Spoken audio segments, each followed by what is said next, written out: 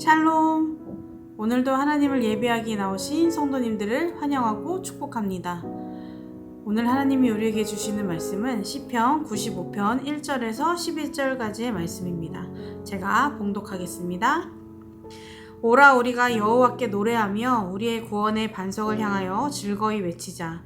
우리가 감사함으로 그 앞에 나아가며 시를 지어 즐거이 그를 노래하자. 여호와는 크신 하나님이시요 모든 신들보다 크신 왕이기 때문이로다. 땅의 깊은 곳이 그의 손안에 있으며 산들의 높은 곳도 그의 것이로다. 바다도 그의 것이라 그가 만드셨고 육지도 그의 손이 지으셨도다. 오라 우리가 굽혀 경배하며 우리를 지으신 여호와 앞에 무릎을 꿇자. 그는 우리의 하나님이시요 우리는 그가 기르시는 백성이며 그의 손이 돌보시는 양이기 때문이라. 너희가 오늘 그의 음성을 듣거든 너희는 무리바에서와 같이 또 광야의 마사에서 지냈던 날과 같이 너희 마음을 완악하게 하지 말지어다. 그때 너희 조상들이 내가 행한 일을 보고서도 나를 시험하고 조사하였도다.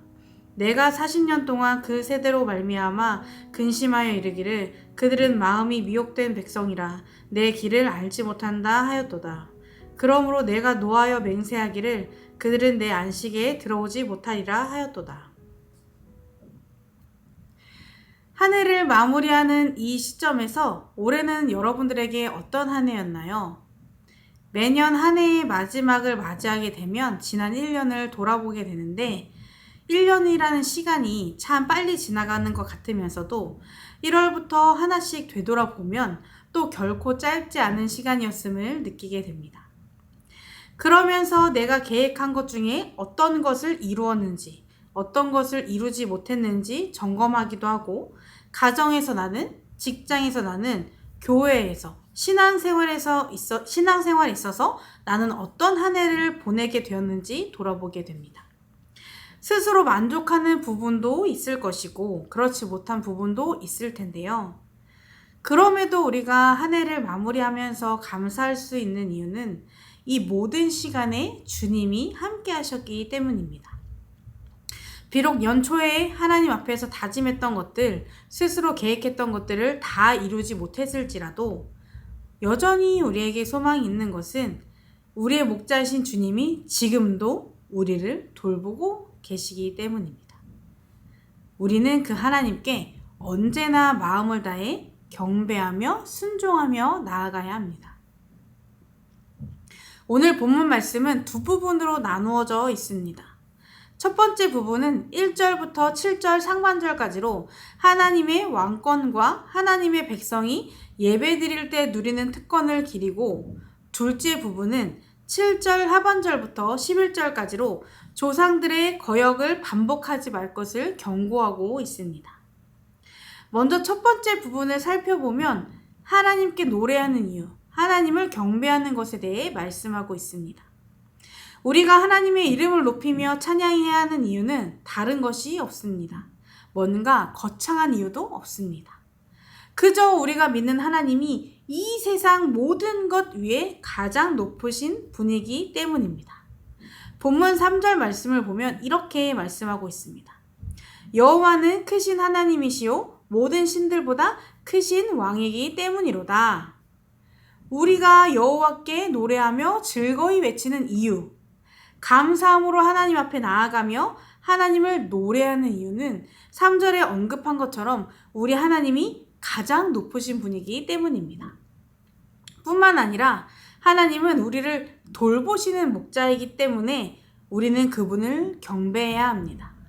본문 7절 말씀에 그는 우리의 하나님이시요 우리는 그가 기르시는 백성이며 그의 손이 돌보시는 양이기 때문이라 라고 말씀하고 있습니다. 그 무엇보다 높으신 하나님이 우리의 하나님이시고 우리를 기르시는 목자시며 우리는 그분의 손에 맡겨진 양이기 때문에 마땅히 하나님을 경배해야 한다는 것입니다. 우리는 하나님의 손길로 지음받은 피조물입니다. 그리고 우리 하나님은 그 피조물을 다스리는 왕이십니다. 그래서 우리는 하나님의 손 안에 있고 하나님의 권세 아래에 있습니다. 그래서 우리는 마땅히 하나님을 경배하며 하나님의 이름을 높여야 합니다. 그것이 피조물로서 창조주께 해야 할 도리입니다. 특별히 하나님을 높이거나 찬양할 이유가 있어서 해야 하는 것이 아니라 조건이 없어도 우리는 피조물로서 선한 목자 되신 주님의 양으로서 날마다 그분을 경배하며 그 이름을 높여야 한다는 것입니다. 그런데 바쁘게 또 치열하게 살아가다 보면 매 순간 감사하거나 경배하는 것이 참 쉽지 않습니다. 특히나 삶에 어려운 일이 생기게 되면 가장 먼저 우리의 마음이 힘들어지고 무너지기 때문에 더더욱 감사하기 힘들고 마냥 기쁨으로 하나님을 찬양하지 못하기도 합니다. 그런데 이 어려운 중에서도 계속해서 주님 안에 머물면서 기도하며 찬양하며 예배하며 그 이름을 의지하여 한 걸음 한 걸음 나아가다 보면 어느새 삶의 어려움은 주님의 은혜로 해결되어 있기도 합니다. 또 만약 해결되어 있을지 않을지라도 우리 안에 이 어려움을 잘 감당하고 이겨낼 수 있는 힘을 주십니다.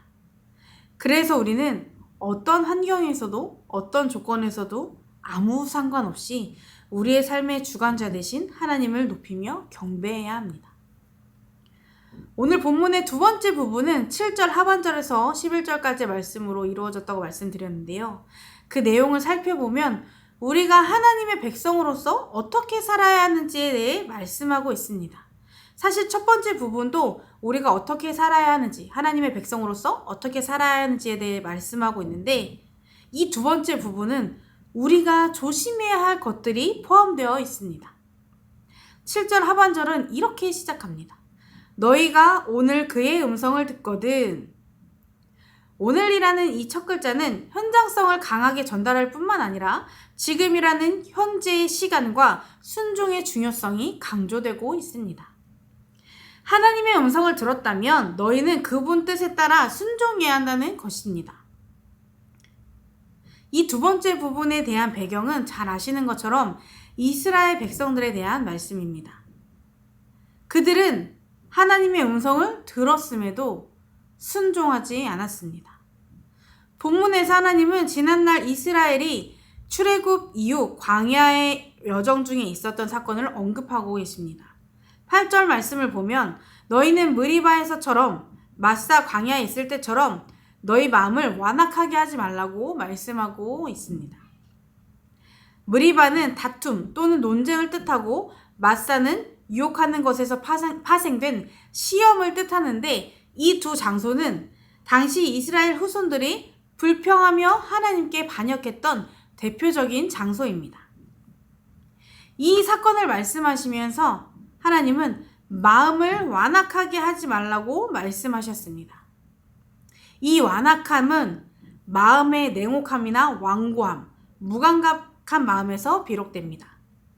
단단한 쇠처럼 마음이 경화된 상태를 표현한 것입니다. 그런데 이스라엘 백성들이 이런 완악한 마음으로 하나님을 시험했습니다. 9절 말씀을 보면 당시 이스라엘 백성들은 그때 하나님이 베푸신 놀라운 은혜와 기적을 이미 여러 번 경험했음에도 불구하고 하나님을 시험하고 또 시험했다고 말씀하고 있습니다.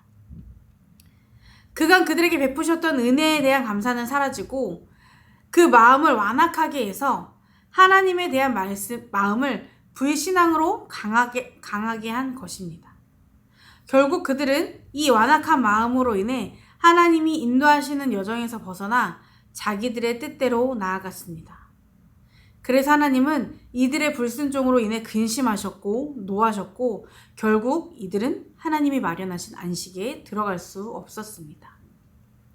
그리고 이것이 바로 불순종의 결과이고 우리가 조심해야 할 것입니다. 길을 가다 보면 빗나갈 수도 있고 잘못된 길로 갈 수 있습니다. 그러나 그 길을 돌이키지 않고 내 욕심대로 내 마음대로 그 길 끝까지 간다면 그 끝은 어떻게 될지 알 수 없습니다. 우리는 하나님의 다스림을 받는 하나님의 백성입니다. 그래서 아무리 길이 어렵고 힘들어도 그 길이 하나님이 인도하시는 길이라면 우리는 끝까지 주님을 신뢰하여 그 길로 나아가야 합니다. 그것이 우리가 마땅히 보여야 할 순종의 모습이고 하나님의 백성으로서 살아가야 할 길입니다. 그렇게 순종함으로 나아가면 그 길 끝에 주님이 마련하신 참된 안식을 누릴 수 있을 것입니다. 2023년을 돌아봤을 때 우리 자신이 하나님 앞에 내려놓아야 할 불순종, 완악한 마음에는 어떤 것이 있을까요? 또 우리는 이 마음에서 벗어나 얼마나 하나님께 감사하며 그분의 이름을 높이며 살았을까요? 이스라엘 백성들은 이미 출애굽을 통해 하나님의 구원의 은혜를 경험했고 홍해의 기적을 통해 여러 하나님의 역사를 통해 많은 은혜를 누리며 살았습니다. 그럼에도 그들은 끝까지 감사할 줄 몰랐고 오히려 틈이 생길 때마다 하나님을 원망하고 시험했습니다. 불순종으로 그 마음을 완악하게 했습니다. 그렇다면 현재 우리는 이들과 얼마나 다른 삶을 살고 있을까요? 우리에겐 이미 그분의 이름을 높이며 경배하며 찬양해야 할 이유가 한가득 있습니다. 하나님께 순종해야 할 이유가 이미 충분합니다. 우리가 만들어진 목적이 여기에 있기 때문입니다. 하나님이 더 이상 우리에게 무엇을 하지 않으셔도, 은혜를 베풀지 않으셔도 그것과 상관없이 우리는 기쁨으로 하나님을 찬양할 수 있어야 하고 그분께 경배를 드릴 수 있어야 합니다. 그것이 하나님께 지음받은 피조물로서 다스림을 받는 백성으로서 해야 할 당연한 일이기 때문입니다.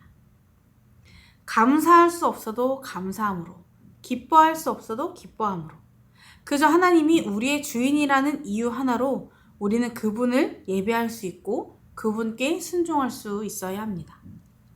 이것이 우리가 주님의 백성으로서 살아가야 할 모습입니다. 주님을 향한 경배와 순종은 선택이 아닌 필수입니다. 한 해를 마무리하고 새해를 맞이하는 이 시점에서 우리의 삶이 다시 한번 주님을 향한 경배와 순종하는 삶이 되기를 결단하는 시간이 되길 소망합니다. 아무런 이유가 없어도, 조건이 없어도 이미 지음받은 그 목적대로 기쁨으로 주님 앞에 나아가는 삶이 되기를 소망합니다. 우리의 마음을 완악하게 만드는 것들과 씨름하며 어떤 모습으로든지 하나님께 온 마음을 다해 경배하며 순종하며 나아가는 성도님들의 삶이 되기를 주님의 이름으로 축복합니다. 기도하시겠습니다. 우리의 선한 목자 되신 주님, 우리를 주님의 뜻 가운데 창조하시고 부르시고 세워주신 은혜에 감사를 드립니다. 주님의 창조의 목적대로 날마다 하나님의 이름을 높이며 마음을 다해 경배하며 나아가는 우리의 삶이 되도록 인도하여 주옵소서. 때로 우리의 연약한 마음과 믿음 때문에 우리의 마음이 완악해질 때가 있습니다.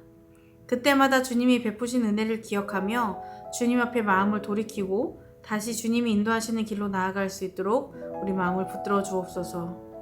오늘 하루의 삶도 모든 순간에서 하나님을 경배하며 마음을 다해 순종하며 나아가는 하루가 되길 소망합니다.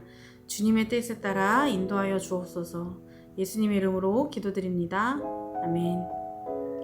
이 시간 두 가지 기도 제목을 놓고 함께 기도하겠습니다. 첫 번째로 모든 상황 속에서 조건에 상관없이 이미 베푸신 은혜에 감사하며 하나님을 찬양하는 삶이 되도록, 두 번째로 때때로 연약해지는 우리의 믿음을 주님께 내려놓고 주님이 인도하시는 길로 순종하며 나아가는 삶이 되도록 함께 기도하시겠습니다.